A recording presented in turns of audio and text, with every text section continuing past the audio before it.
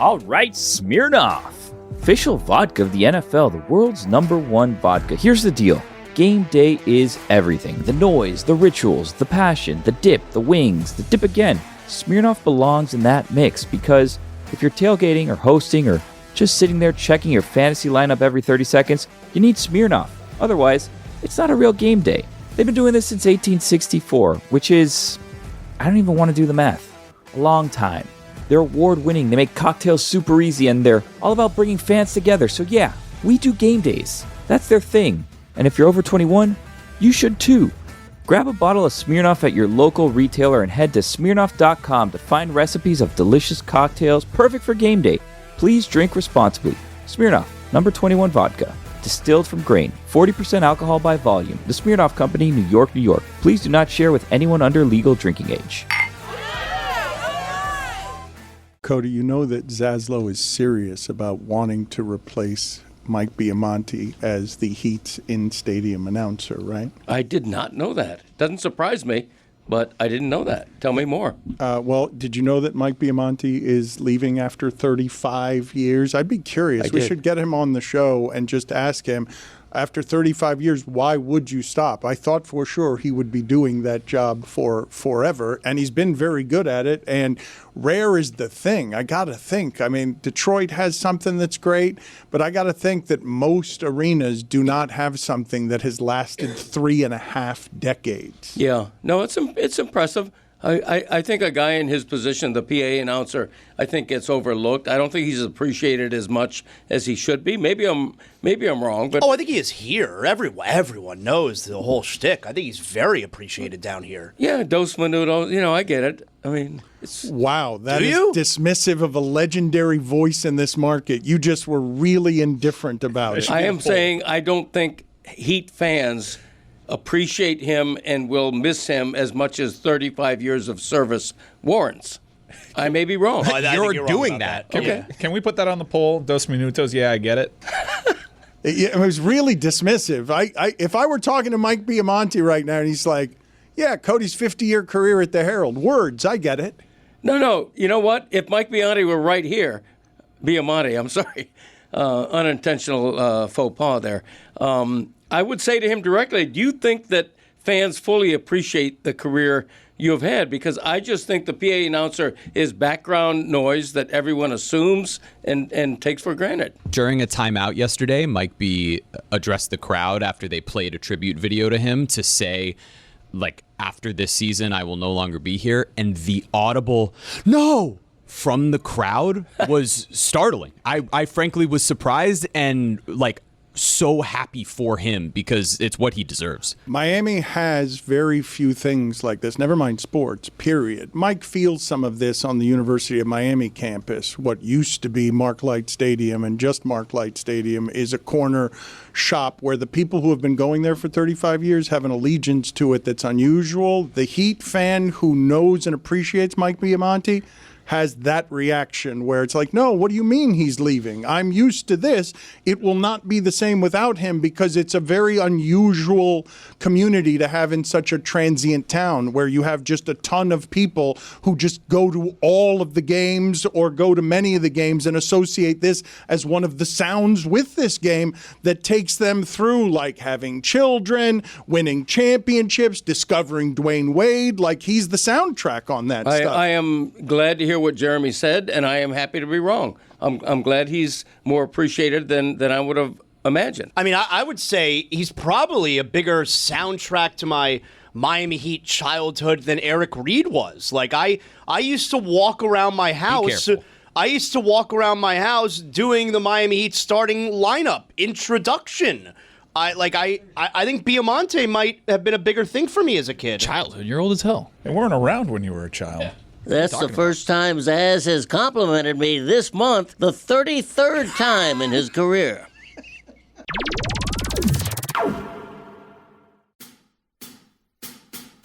Basketball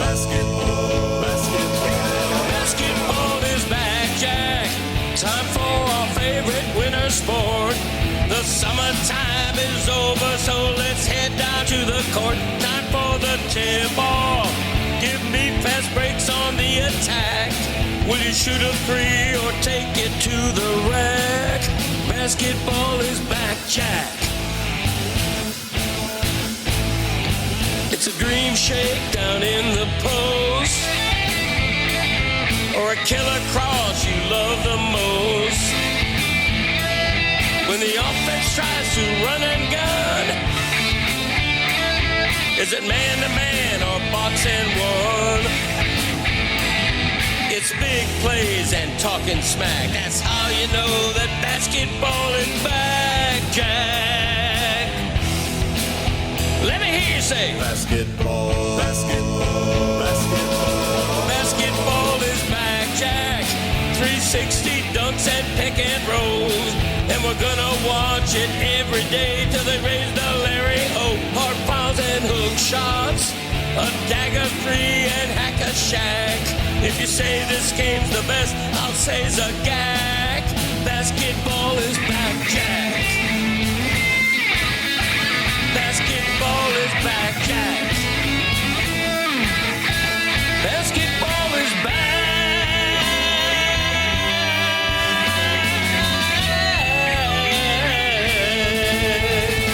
Basketball is back, Jack. Thank you. Thank you, everyone. Thank you. It's enough. Calm down. Everybody take a seat. Thank you. You stood for that, but you couldn't stand for the actual thing? I mean, my knee, I was having a bad knee day. That kind of thing. Yeah, exactly. I had a doctor's note. I don't want to be prisoner of the moment, but I sort of felt like yesterday was the worst professional football day I'd ever seen and in my entire life. And then I saw the stat. Do you guys know when the last time was that professional football had a full slate of games and there was only one-score game in it? Do you guys want to guess the last time that happened? It's pre-salary cap, pre-legislating equality, because I wasn't prisoner of the moment. It was 1970. It was 50 bleeping years ago that there was a weekend of professional football less competitive than that one, because half the teams are broken and we're halfway through the season, and now there's Andy Dalton out there trying to make a tackle when he throws it to A.J. Espinosa, and there's Spencer Rattler, throwing the ball. And who had the more embarrassing play? Was it Was it Andy Dalton or was it Spencer Rattler, where you're just throwing it to one of those power forwards that play defensive end? They're catching it and they're stiff arming you, or you're missing the tackle, and then they're just running into the end zone. I don't know. When Epinesa caught the ball, he juked somebody out of their shoes with a 1-2, and I think it was Andy Dalton who flew like 6 yards out the other way.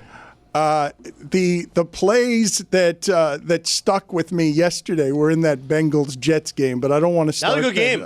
It was the only good one. I want to get to funniest thing of the sports weekend, and I want to get to the Hurricanes as well, but I want to start, surprisingly, with the Miami Heat are going to be good offensively. Hell yeah. Norman Powell.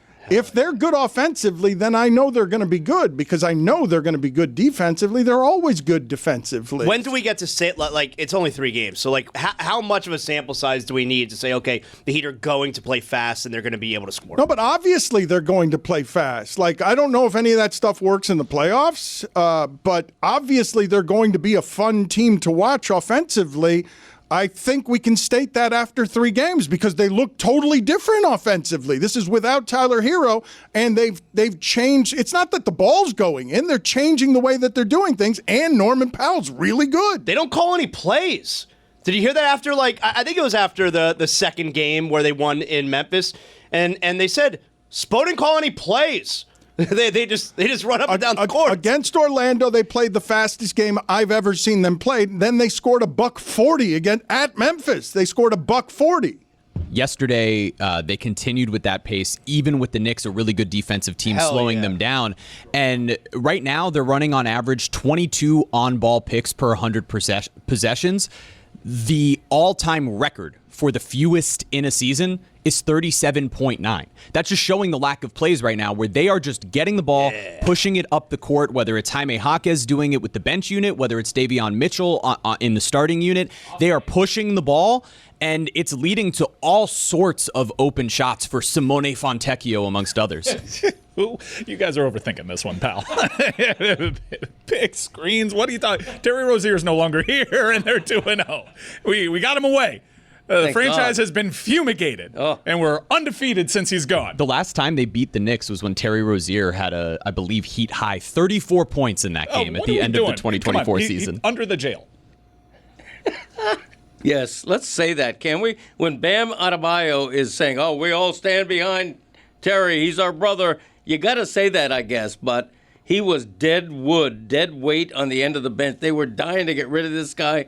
So the FBI got rid of him for them. You know what? I'm glad you mentioned that. You're right. They have to say that, I guess. Like, we support him. He's our brother.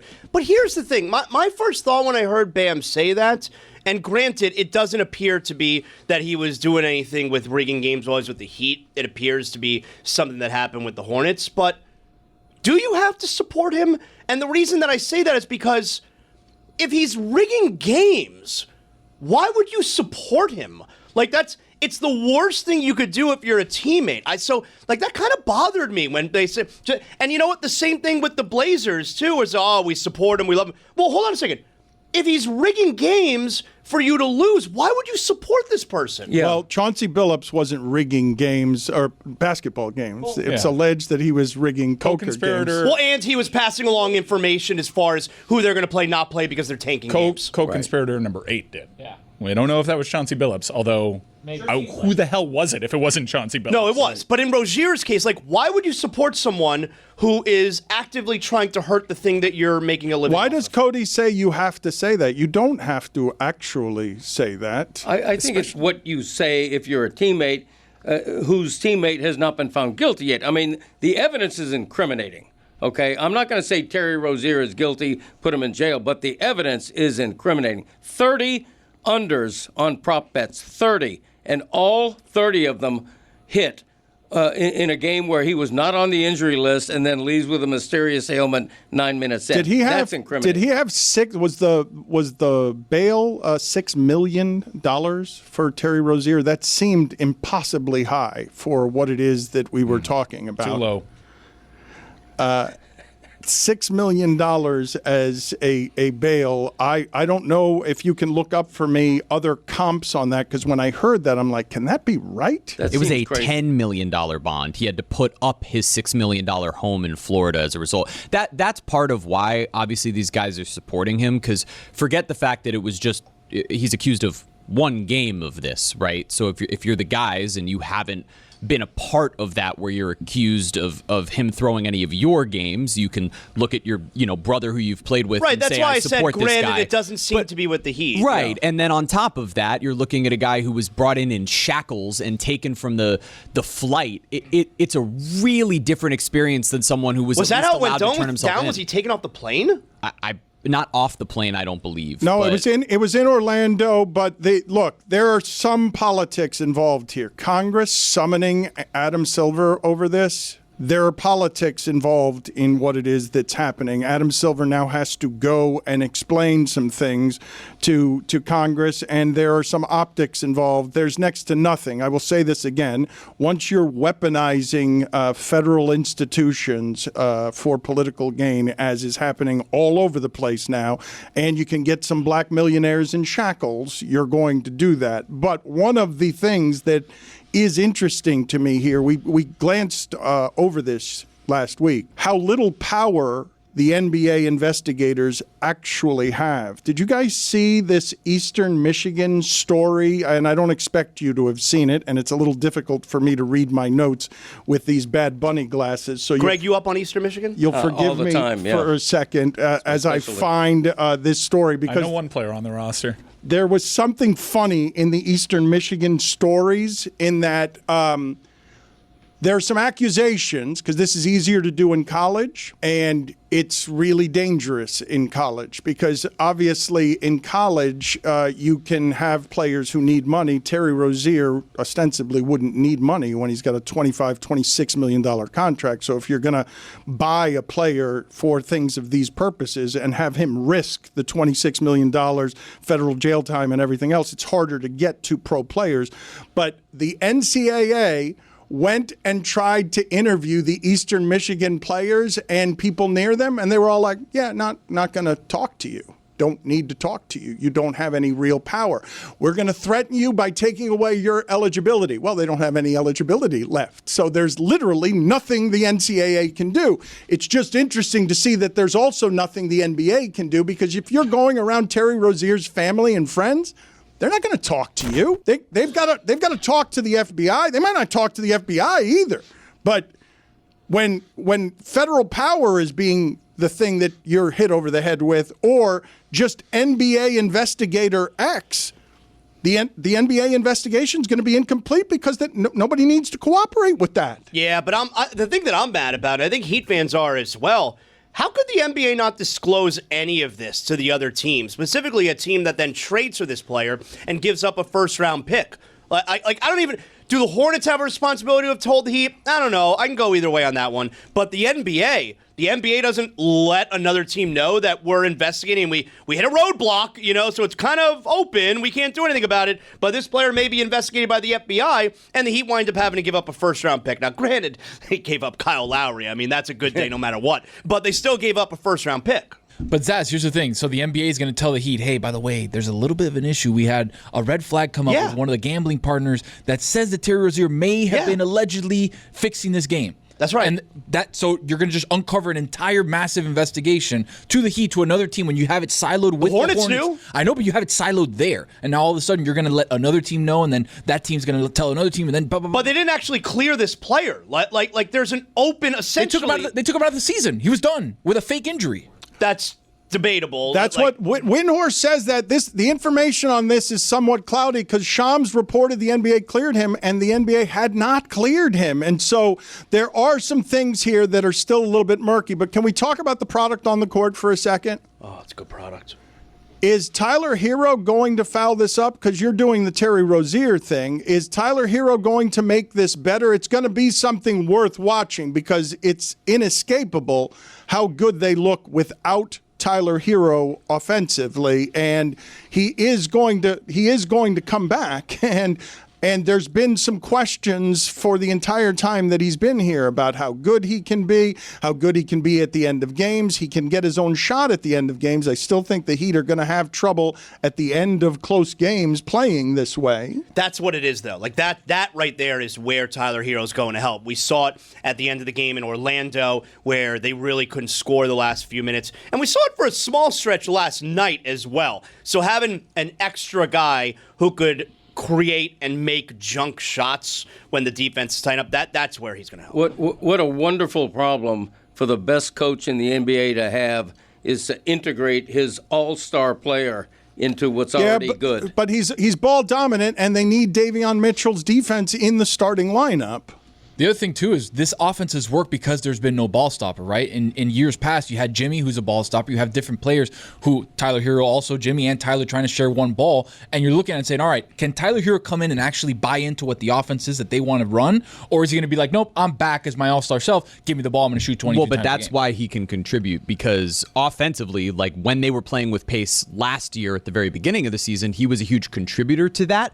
It was only when Jimmy started taking the ball and dominating it the way that he did, and they needed to build the offense around that. Jaime Jaquez Jr., another perfect example. Oh, he's my dog again. Well, everybody looked at him as like another version of Jimmy Butler that was going to operate from the high post and was going to just use different post moves. No, he's better in this free-flowing offense. Tyler Hero will be the same way, but they had to build an offense around Jimmy Butler before. Tyler seems like someone who, if willing to just be a piece of it and get his the way Norman Powell has, he'll be a greater piece of this offense. Stop being a homer, bro. Jaime Jaquez had some trouble last year, faded over the stretch, kind of vanished, didn't do much in the way of improving. I still have, unfortunately, the text string that Jeremy started with an assortment of people that says Jaime Jaquez is the next Jimmy Butler. That was the name of the group chat until I changed it to Kalo Ware is the next Victor Wembanyama. Yeah. Oh, wow. But Jaime Jaquez has been very good. This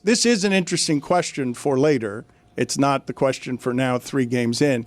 But once Tyler Hero is in the Jack Harlow songs, and he is the all-star, Can he even go back to being sixth man guy? Can he even go back to being the role that he was so good at when he was good enough to be sixth man of the year? Is that something, once you've been an all-star, do you come back, you miss 3 games, and you're like, you guys miss me? And they're like, no, not so much. It's like, I'm the man, right? And they're like, His time is coming. It's a Grim Reaper meme. We left the Terry Rozier door behind us. Tyler's next. Quick break here to talk to you about the official ticketing partner of the Dan Le Batard Show. Folks, it's Mike Ryan. You know how much I love this product. I use it frequently. I'm often buying tickets on the secondary market. And for me, Game Time has always been the best place to go for NFL tickets, concert tickets, comedy shows. It's just the best. Here's why. Zone deals, favorites, panoramic seat views, the lowest price guarantee, where Game Time will credit you 110% of the difference. I love that thing. Game Time's ticket coverage. Your purchase is covered with the most flexible customer service policy in the ticketing industry. You get all those guarantees, pal. Join what many in our show have already done. They download that Game Time app. Because Game Time guarantees you can trust you'll be getting 100% authentic tickets on time and at the best price. Plus, fees are always included, so what you see is what you pay. Take the guesswork out of buying NFL tickets with Game Time. Download the Game Time app, create an account, and use code DAN for $20 off your first purchase. Terms apply. Again, create an account and redeem code DAN for $20 off. Swipe, tap, ticket, go. Download the Game Time app today. Hey, it's Tony from the Dan Le Batard Show, and I got to tell you something that makes me feel a lot safer with my wife and kid at home. It's Simply Safe.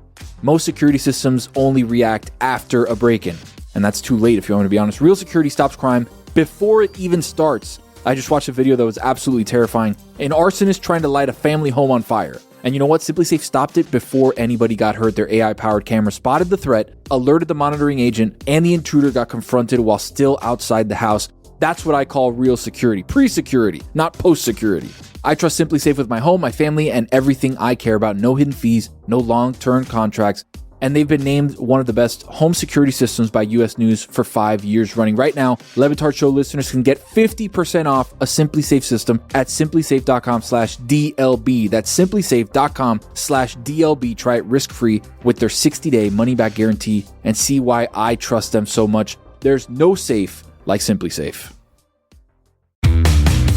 What does Zyn give you? Not just smoke-free nicotine satisfaction, but real freedom. Freedom to do what you love and choose your rewards. With Zyn Rewards, you can redeem points for premium tech, outdoor gear, and gift cards to your favorite retailers. Find your Zyn and keep finding rewards that fit your lifestyle at zyn.com/rewards. Warning, this product contains nicotine. Nicotine is an addictive chemical.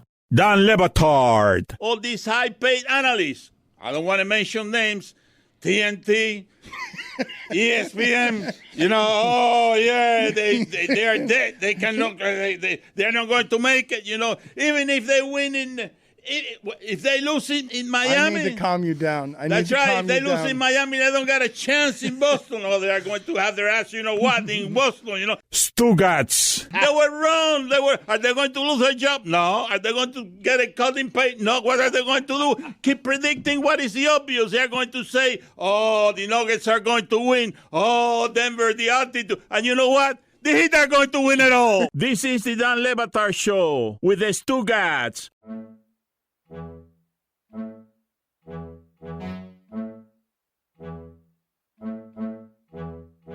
Moving on to the University of Miami and what it is, and we'll get to the Dolphins in a second because Tyreek Hill is lecturing us, sermonizing, and taking a victory lap on Twitter saying, where's everybody now that they beat Kirk Cousins without Drake London? Let me say something really quick. I'm sorry about my Kirk Cousins takes. He's dead. It's over. Oh, my God. Lost all trade value yesterday. Forget trade value. Trade value. I'm off the plane. I'm off the ship. I'm off the train. I'm off everything on Kirk Cousins, Dan. I'm sorry to report. Day. I'm sorry to report. You finally capitulated on the quarterback. Yes, I'm sorry to report. Kirk Cousins, dead to me. Okay, a couple of things there. I guess we're not going to start on the University of Miami since Kirk Cousins is now dead to Tony. Kirk Cousins is making $45 million a year. That is the kind of money that you give Micah Parsons. That's the kind of money you give T.J. Watt. That's a backup quarterback making $45 million a year. And once you take away Drake London and have him only throwing to a tight end, oh, look, Bijan Robinson is having the 4th worst game of his career. And all of a sudden, a terrible run defense can stop the run because they're not afraid at all of $45 million Kirk Cousins throwing it to Kyle Pitts. What is this league? I mean, when you miss your wide receiver 1 and your QB 1, the deck is stacked. That's a good point because Harlan yelled on the Waddle touchdown. He yelled, "Wow! What is going on?" I love that call.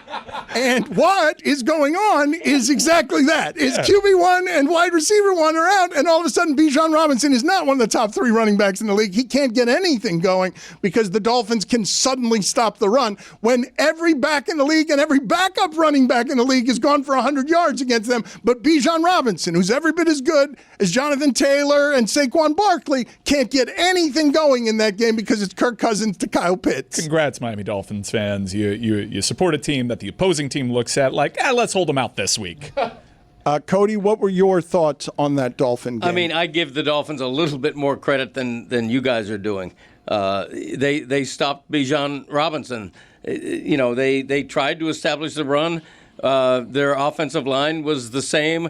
He was getting the ball, and they stopped him. And that's why they started throwing as much as they could. Plus, they were way behind. I give the Dolphins credit.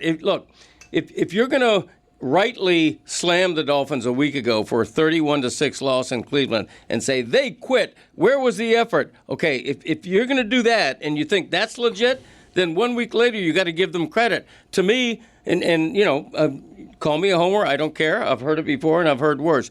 To me, this was an example of the Dolphins being embarrassed nationally, being mocked nationally and locally, called quitters. This was their answer yesterday. I thought it was a very good performance. I don't care if it's a backup quarterback and no Drake London, and nobody hurts for Drake London missing that game more than me because he's one of the top players on Greg's Lobos. I was going to ask you about that if you're upset about that. That was tough, man. Between 6 teams being on buys and having a couple of injuries like that, and that's a last-minute injury. I had to scramble home for lunch and make my lineup change just before the deadline. God, but having said that, I thought the Dolphins played very well. I would like to see them get a modicum of credit for yesterday. What'd you serve? What'd you serve up for lunch? We went out to lunch at an unnamed burger joint near us. Okay. The journey to 7-10 begins. The journey to the 12th pick begins. I mean, okay, so you're getting carried away. I mean, I'm just saying like 7-10. That would mean you think they're going to win 6 of their final 10 I hope games. they don't. Look, they did the last time they were 2-6. I'm just saying this is the Dolphins dolphining. I don't believe they're any kind of good. I think they're what they were a couple weeks ago, but they're going to do this. They're going to annoy us, win a few games, and they're going to get the 12th pick. Okay, the thing that attitude doesn't take into mind is that teams don't tank. Okay, players are not built that way. NFL players are not wired that way. That's why you saw the defensive effort you saw yesterday. That's why you saw the Tua you saw yesterday, who had a terrific game. Because you get mocked and people kick you, you want to get back up. Jordan Brooks, who leads the NFL in tackles, said that after the game. When we're down that far, we stand up. We're proud athletes. Can I just stop you for a second? Because you're right. Much of what you're saying is correct. However, the 2 things that are variables here that are unusual. One, I don't often hear Kevin Harlan scream, "Wow, what is going on?" That's a good Harlan, so actually. Great. And Falcons fans were booing in the 3rd quarter, because they knew what was being lost to. It's not just that the Falcons were frustrated because they were bad. They were losing to a 1-6 team. Can you guys tell me what happened in the first quarter? Tua did throw a couple of interceptable balls, right? Because in the first quarter, I was driving around and I was listening actually to the Atlanta broadcast. We all know why. And the Atlanta... Whoa. Well, what? He's got some thoughts on that. I saw them on Twitter. But the Atlanta broadcast described on the opening touchdown drive that the Dolphins had. I don't know what happened, but the announcer was yelling, "They put a paycheck on your stool every Thursday to catch that." like because somebody dropped a very easy interception and I didn't see the first half of the first quarter. I like the idea of just the paycheck sitting on everyone's stool. No direct deposit. When they come into the locker room. Old-timey. Anyone see my paycheck? Old-timey paper checks. Can we talk about how the day started for Dolphin fans, which was a report that Tua's got a swollen eye now? Yeah. Out of nowhere. He woke up with a really swollen looking Definitely eye. pink eye. I was like, come on, the internet is trolling me now. It's just like, you read that and you're like, wow, they're going to get blown out. This somehow is more of a circus. A swollen eye out of nowhere, and then he has his best game of the season. By the way, that would-be interception was a pass that was batted at the line, flipping up in the air, and the defensive player should have had it. That was the call that I heard on the radio on my way home from the airport. That's a tough one for that team to call. Yeah, it's a tough one for that play-by-play man to call. How'd Zaslow do? He did exactly how you'd expect. All right, it's like we're being told the game with his eyes closed. I mean, at one point it was Tua. I swear to you, on that play Can that you do were the talking replay? about. Can you reenact it right now? Well, no, because I wouldn't be able to be that terrible at it. But it's Tua was sacked, then the pass was intercepted, and then the pass was incomplete. All three of those things happened on that play. I'm driving in my car. I'm being told Tua was sacked. Then I'm being told it's an interception, and then I was told it was incomplete. It's not fair to put Jimmy Zaslow in a radio booth that far away from the action and expect He's him got to be using binoculars, right? I picture it's it just like... it's not a fair thing to do. When you say Tua had his best game, the reason he had his best game is because he threw everything within 2.5 seconds, and everything, the average air pass was 3.7 yards. Right. I'm a little frustrated with the Dolphin offense, how often it throws to Achane, how often it throws the ball sideways, but they did the move of bringing the offensive coordinator down to the sideline so that Tua stops thinking. So he just stops thinking, throw everything in 2.5 seconds, and that's why he had his best game of the year. Yeah, I agree with that. I mean, but that's a big move. That's a good move by Mike McDaniel that worked, bringing Frank Smith, the OC, down from his press box perch. But why though? Like McDaniel field. calls the plays. Like, so why does that even matter?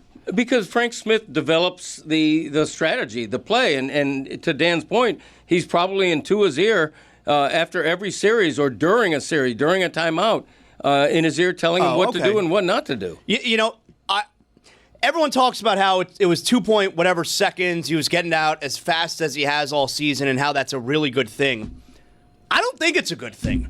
Like if you're getting the ball out that fast, there's no you're not like the play's not developing for a huge play. It's okay.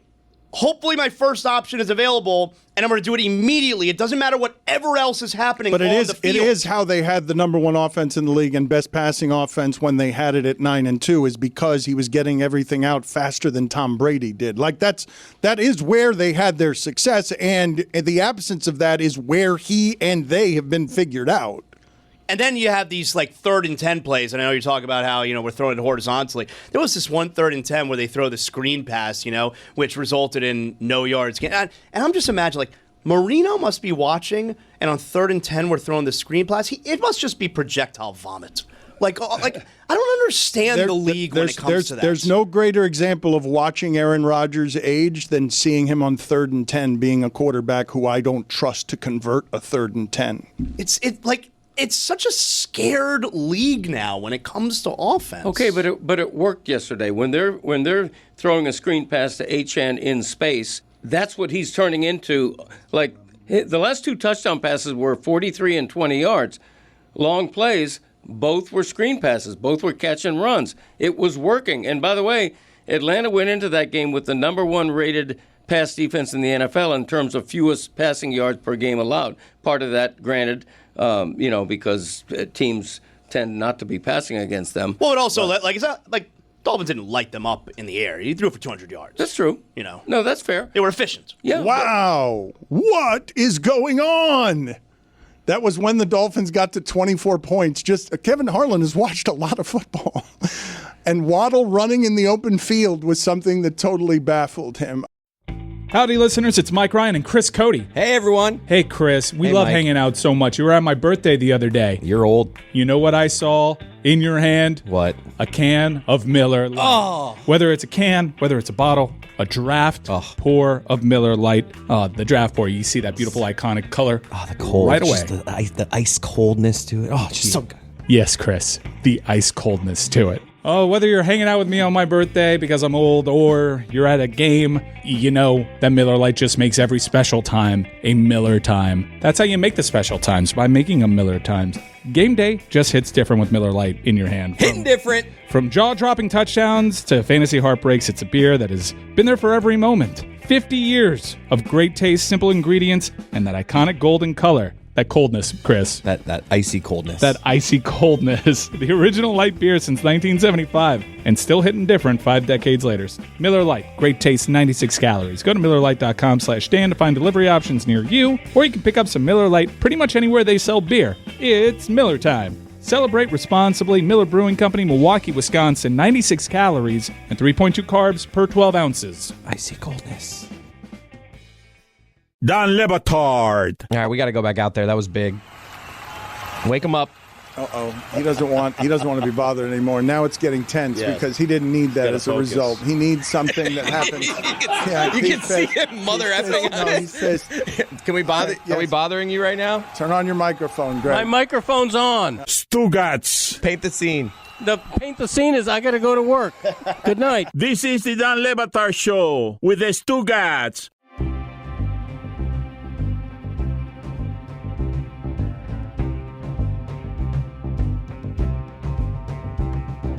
I did want to get, though, to the University of Miami. It seems like their uniforms is what everyone is talking about. I've seen no one say anything positive about their uniforms. That first half that they played against Stanford was abysmal, was just truly horrible. A lot of offensively. Yes, well, Stanford's offense is terrible. Andrew Luck is on. I understand, but the defense is special. Andrew Luck was chief cheerleader on the sidelines. They spent a lot of time on Andrew Luck during the telecast. Did you guys? Was it magical? I couldn't hear it. I ride my bike to work every day. Yeah, it's so ridiculous. That bicycle video. Hilarious. Staged for the camera. That guy hadn't been on a bike in 20 years. I don't believe that. I believe that Andrew Luck more likely probably to not be in a car in 20 years. I believe that Andrew Luck. In fact, if you ask me, what's more likely? Andrew Luck takes a horse to the athletic department or a car, I would say a horse. Yeah. Put it on the poll at Le Batard Show.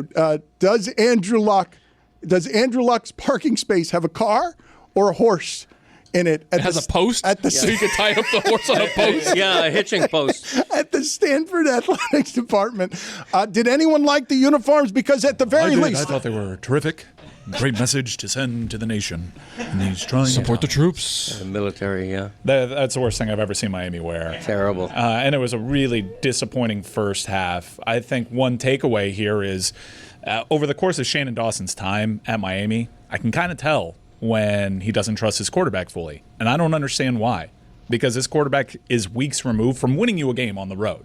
From FSU deciding they were going to commit to taking away the run and the play action working and the deep passes working. If you don't think Carson Beck can bounce back from a couple interceptions against Louisville, then you didn't watch Carson Beck over at Georgia. Because that guy would keep it moving. This is not a Tyler Van Dyke situation. And they called that first half as if they had Tyler Van Dyke under center and they had to protect this delicate little snowflake with, again, a conservative running game. It's not just the fact that you're running the ball, because we saw in the second half they broke through. It's the nature of these run plays. It's so which is stubborn, stubborn. You know what? I miss Cam Ward, and not for the obvious reasons. What Cam Ward did last year, every damn play is checking out of runs.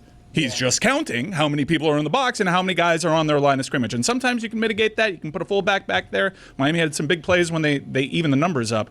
But Carson Beck's not checking out of these runs. You're running into a stacked box hoping that you'll get a different result. Now, you wore Stanford down, and you kind of did towards the tail end of the game. But I think it was an overcorrection by the Miami staff. I think they took the attitude, let's just get a clean game against Stanford and get this thing back on track. But I didn't like the approach in that first half especially. Is there a chance Carson Beck just couldn't see his players in the first half because of the camouflage? And it took adjusting. The camouflage. I was at the game. I had trouble seeing the receivers. I was trying to look out there. I'm like, I don't know. I can't believe we wore that. It was awful. It was really abysmal. Just terrible. I don't know how you have a University of Miami uniform with no orange in it. Like all black would have been dope with like just the camo down but you've the got side. you've got to have orange in the University of Miami's uniform. This was my problem with those Dolphin uniforms. Like, it's not the Dolphins. That's not the Hurricanes. Right. It's over. It's behind us. Our national nightmare is now done. They will never wear those things again. So help me God. I didn't hate them. I'm just going to put it out there. I didn't hate them. I don't think they look good on TV, but when I saw them like in the pictures and during the social media, I was like, you know what? I like them. When they changed the color of what they looked like so that nobody would realize how dreadful they were. Because that's what happens on social media with the bad Watch you don't support the troops. Those are truly dreadful. That's dreadful. Uniforms. Camo's I don't dreadful. care You don't if they're support the camo. troops? Those are bad uniforms. You don't support the troops? I don't Do you like those support- uniforms. Do you support the troops, yes or no? He won't answer the question. I'm not going to answer the question. I'm going to talk about the uniforms. I was talking about the uniforms. Do you like camo? I'm not going to take a quiz. Do you like camo? Anti-American. Thank you, Greg. Finally, someone said it. Good. I'm glad we got here. Finally. Somehow the second I worst, hate America. Somehow Somebody the second close. worst uniforms of the weekend too. The Steeler ones? Oh, Yeah, the really Steelers bad. were just abysmal. Those were bad too. What's that design on the front? The stripes and the V's, and it's just horrible, but not as bad as the UM uniforms. I disagree. I Okay, think they're I worse. love the military. Nobody loves Thank the you, military Greg. more than I do. But the uniforms were terrible.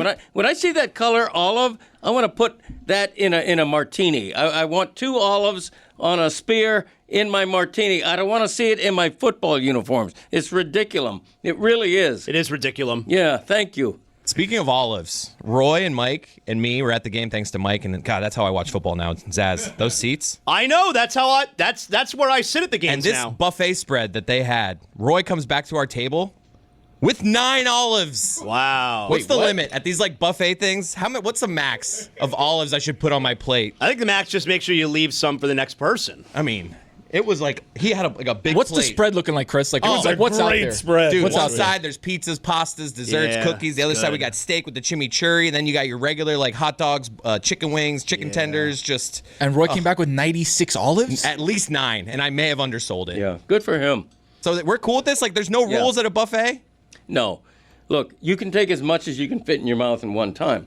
Anybody can put 9 olives in their mouth. All right, go get. And I you need don't 9 even- olives. It doesn't even. You don't even notice it. Like I have don't think- 9 olives. in you my can't mouth. do 9 olives You don't at know one I have time. any olives in my Notice mouth. it. You can't. I'm gonna get you olives. You Go go. ahead. I love olives. Go get 9 olives and let's test Oh his my theory God, do here. I love olives. Let's see if we will notice. Go get 9 olives and let's see if we can notice whether Greg Cody. I'm not sure that's in our fridge. I love olives like I love bacon. There should be some sort of an amalgam there. You know, like a olive bacon or something. Get on that, culinary whizzes. What? Okay, put it on the poll. Should there be an amalgam of olives and bacon? you. Is 9 olives too many olives to take from a buffet? I've got a number of questions here. Worst uniforms from this weekend, University of Miami or Pittsburgh's uniforms? Close. And I missed a couple, but let's get back to Mike's point because this isn't something that I have heard a whole lot in covering football in South Florida, not trusting your quarterback with audibles. The last time I remember it being a conversation around here was Dan Marino being offended at the end of his career that Jimmy Johnson would not allow him to check out of run plays. And that offense that I saw against Stanford, a really bad football team, that's a half that will get you beaten against a good football team. You'll be down and you won't be able to dig out of it because your quarterback is trying to throw his way back into the game. And It's what happened against Louisville. It's not a way to play football, not trusting your quarterback. Please don't misrepresent. I don't know if they trust him or not. I just know it's not happening. And I knew it happened a ton last year where Cam Ward checked out of run plays and made Shannon Dawson look like a genius. I don't know if the directive is you can't and Cam could, and that's just it. Carson Beck's just not doing it for whatever reason, and that's why you get the repetitive run game up the A gap and, with varying degrees of success. My whole thing is Carson Beck should be trusted. This is not Tyler Van Dyke. He should be. Look, man, do you want a drive ending because of 2 runs up the A gap and a tunnel screen, or occasionally a deep shot arm punt? Like, I think Carson Beck has shown in his career that he can rebound from bad performances and interceptions. And I think we went into that game way too cautious. I think he should be trusted, because if they don't trust him, they're not winning shit this year. Well, I think they have the discussion like, hey, if we limit turnovers, no one we can hang with anybody, and that may be true. But I'm just saying, like, you invested in this quarterback. The quarterback's got arm talent, and again, you're 2 games removed from him actually doing the thing that you're scared and calling games like he's not able to do. He can go on the road. He can win you a game. He can take what the defense gives him. One bad performance against Louisville where they made astonishing interceptions. And by the way, that luck worked out a little bit because he threw an early one that should have been intercepted. Yeah. I just don't see it. I think it's an overcorrection. Like, you play a defense in which you're going to have more possessions at SMU. Trust the quarterback. Let's move on. Well, they're going to need more of Beck at SMU. No question. That's going to be a tougher game. I think against Stanford, even at halftime, 7-7, stubborn Mario's not worried about that game. He knows he's going to win in the second half, maybe not score 35 points, but it was a predictable outcome, even at 7-7 at the half. Who was worried? Well, but hold on a second, though. I was a little bit worried. Let me just stop. I was worried of never getting invited back if I went and Stanford beat him. Let me stop you for just a second. When Mike says running the ball up the middle with varying degrees of success. Over the last 2 games, that's not been a varying degree of success. I've been surprised that they're very good running back. They've got a couple, but Fletcher specifically, and that offensive line has been stopped. He had 106 yards. Okay, but he had it in the second half. Yes, which is, if you're Mario Cristobal, you point to, like, look, it works. Which I'm saying, no, like, they got a couple big plays now. Malachi Toney, who is an absolute joy to watch in person. He's just a brilliant athlete to watch live and in person. He broke 3 tackles on a good play that went outside, but they had 2 big running plays on the outside, and I'm not asking for a revamp of the identity. And by the way, Alex Mirabal designs the run game. Dawson calls the plays, but they obviously have more A-gap runs than any other team in the nation. I'm not asking all of a sudden let's become an outside zone running team. I'm not asking for that. I'm asking for like 4 more looks a game, honestly. And it was great to see Jordan Lau get into the end zone. Hopefully that builds his confidence. But his skill set, he can run A-gap for you and he can pull away. But get that guy in space. Get that guy outside. Mike, when Chris Cody says the way that he did, he's small. The other thing about him is he's not that fast. Like, he's fast, or he's quick. He's quick in the game. He's quick, but he can't. He was caught from behind against Louisville, and look, he's fast, but he's not the fastest player on the field. He's not Roscoe Parrish, but he you think that because he's so fast in game. Bounces off tackles.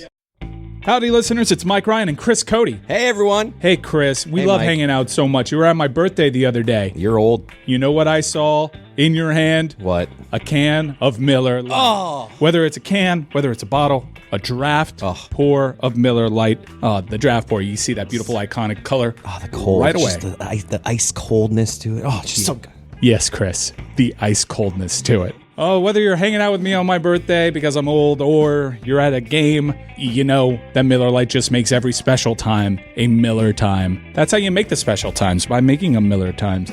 Game day just hits different with Miller Lite in your hand. Hitting different. From jaw-dropping touchdowns to fantasy heartbreaks, it's a beer that has been there for every moment. 50 years of great taste, simple ingredients, and that iconic golden color. That coldness, Chris. That icy coldness. That icy coldness. The original light beer since 1975, and still hitting different 5 decades later.